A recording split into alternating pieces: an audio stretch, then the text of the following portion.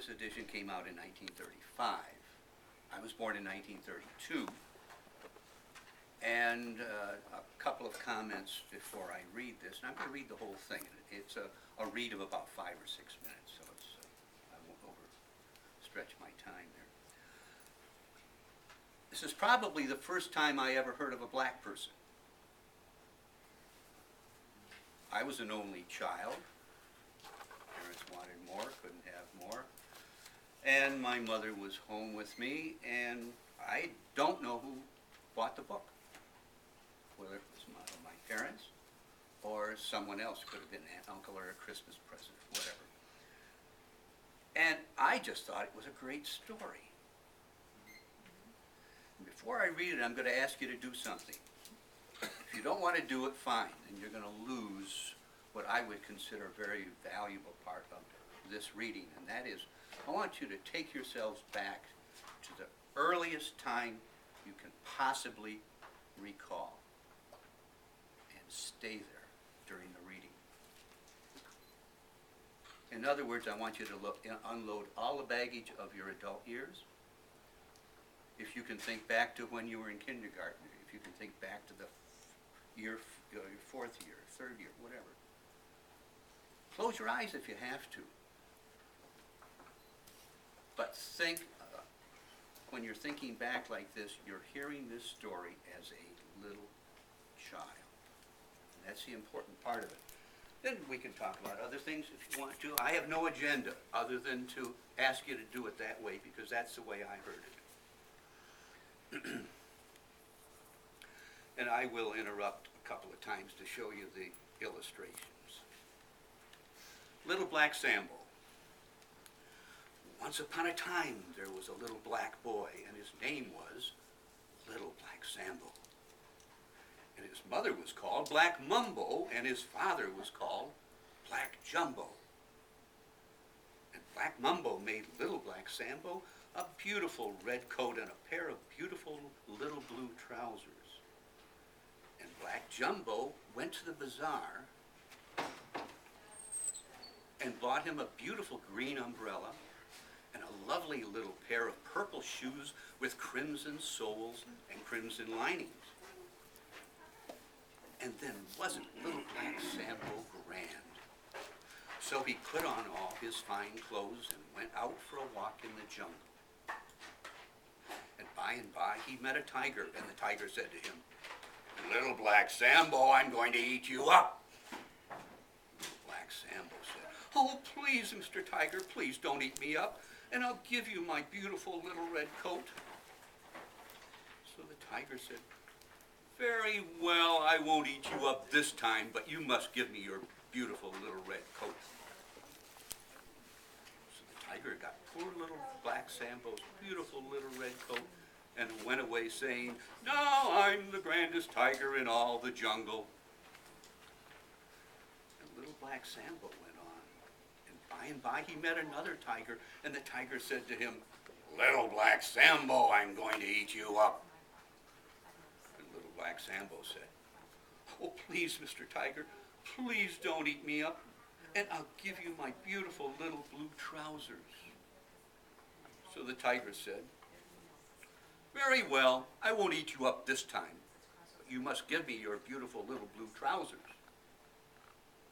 So the tiger got poor Little Black Sambo's beautiful blue trousers and went away saying, now I'm the grandest tiger in all the jungle. And Little Black Sambo went on, and by he met another tiger, and that tiger said to him, Little Black Sambo, I'm going to eat you up. And Little Black Sambo said, oh, please, Mr. Tiger, don't eat me up, and I'll give you my beautiful little purple shoes with crimson soles and crimson linings. But the tiger said, what use would shoes be to me? I have 4 feet, and you have only 2, and you have enough shoes for me. Little Black Sambo said, you could wear them on your ears. So I could, said the tiger. That's a very good idea. Give them to me, and I won't eat you up this time. So the tiger got poor little Black Sambo's beautiful little purple shoes with crimson soles and crimson linings and went away saying, "Now I'm the grandest tiger in all the jungle." Now we'll break for a little photo here. Picture. Notice the lack of reds in the artwork. Black, orange, yellow, so forth. Not much other. A little blue. And here's a picture of the tiger. You can't see the shoes on his ears, but he has the shoes on his ears.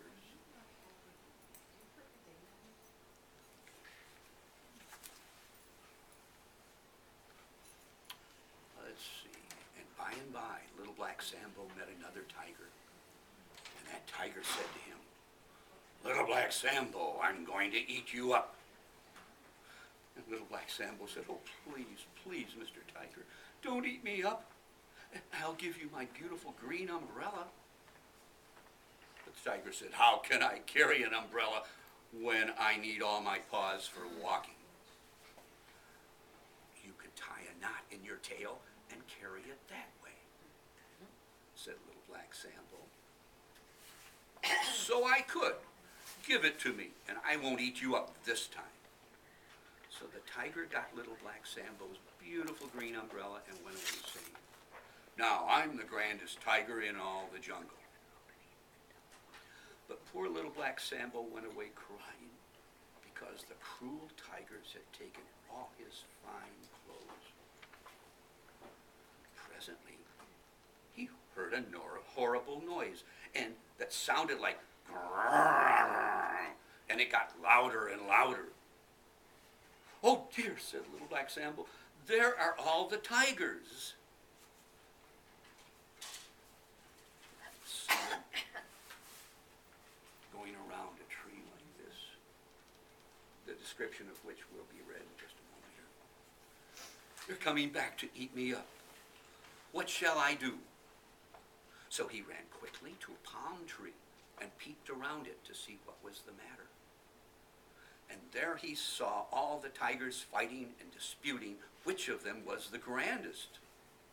And at last they all got so angry that they jumped up and took off all the fine clothes and began to tear at each other with their claws and bite each other with their great big white teeth. And they came rolling and tumbling right to the foot of the very tree where little Black Sambo was hiding. And he jumped in behind another tree. And the tigers caught hold of each other's tails as they wrangled and scrambled. And so they found themselves in a ring around the tree. Then when the tigers looked wee and far away, little Black Sambo jumped out and called, "Why have you taken off all your nice clothes, tigers? Don't you want them anymore?" But the tigers only answered, "Grrr." Little Black Sambo said, "If you want them, say so, or I'll take them away." But the tigers would not let go of each other's tails, so they could only say, "Grrr." So little Black Sambo put on all his fine clothes and walked away. And the tigers were very, very angry, but they still would not let go of each other's tails. They were so angry, they ran round and round the tree, trying to eat each other up. They ran faster and faster until they were whirling around so fast you couldn't have seen their legs at all. And they ran still faster and faster until they all just melted away, and there was nothing left but a great big pool of melted butter, or ghee, as it is called in India, around the foot of the tree. Now Black Jumbo was just coming home from work with a great big brass pot in his arms, and when he saw what was left of all the tigers, he said, "Oh, what a lovely melted butter. I'll take that home to Black Mumbo for her to cook with." So Black Jumbo put it all into the great big brass pot, and took it home to Black Mumbo to cook with. And when Black Mumbo saw all that melted butter, wasn't she pleased? Now, she said, we'll all have pancakes for supper. So she got flour and eggs and sugar, and she made a huge plateful of the most lovely pancakes. And she fried them in the melted butter, which the tigers had made, and they were just as yellow and brown as tigers. And then they all sat down to supper. And Black Mumbo ate 27 pancakes. And Black Jumbo ate 55. But little Black Sambo ate 169 because he was so hungry. Aunt Jemima. I had a piece of paper. What did I do with it? That's right behind you. Right behind you. I knew it hadn't gone far. It's a banned book. You heard what a rare book dealer just told me this week was an abridged version of this. I have never read the abridged version, but as a classmate of mine, and she's been in rare books for years and years, and she looked at it, she says, this is a gem. There's no writing in it, no happy birthday Joe or anything like that. It's just a little gem. It's worth about $65 or $70. And it's a compilation, as I said. So I don't know what the full version of the story is. I was happy this way when I was a little kid. I think I had the exact same book. Is that right? Yeah, I'm but it was actually our sure family that I did. Yeah. And I had it was my favorite childhood book. I'm here today because you were going to read it. I don't know what's happened to mine, but mine was more colorful, and there was Was it There larger? larger, and there was the pack of Mine was larger. pancakes was incredible. It was Yeah, like- now that, let's see, there's a pickle I don't think I showed you. Here it is.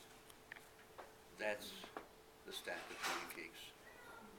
Oh no! See, I had a whole Yeah, and- whole page with. It was not a hardbound, it was a softbound cover. I think maybe. And I believe I've seen those before. I didn't do a lot of preparation for this. The reason for it is people have their own agendas. People walk through that door and they're gonna look at that, this is a banned book, and they're gonna say, yeah, I know why it's banned. We're calling people black. This isn't what you consider the black that we think of African Americans. India. This is an Indian. Or, if you get on the web and do a little research, it was written by a person who was in India with her children. And then on and on. So I'd like to read this to you. This is from Ferosa, who is a person who has a website. And I don't know a lot about it, but I just picked out a couple of things. But I still loved, adored, and was charmed by the story, in which a little boy with so much happiness and wits turns all the adversaries into delicious food. I mean, isn't that what the story's about? And as I said, we all have our agendas. We bring our agendas. Oh, no, that's racial. Oh, no, that's political. Oh, no, it's... Come on, you're reading this to a little tot. It's a story about a little boy who uses his brain. Tigers who are greedy and won't give up something that they've stolen. They've really taken it, intimidated, threatened to get something. And the little kid comes out as the hero. All right. It says, I read somewhere that there was a Swedish variant about a boy eating pancakes. Now I'm trying to track down the citation.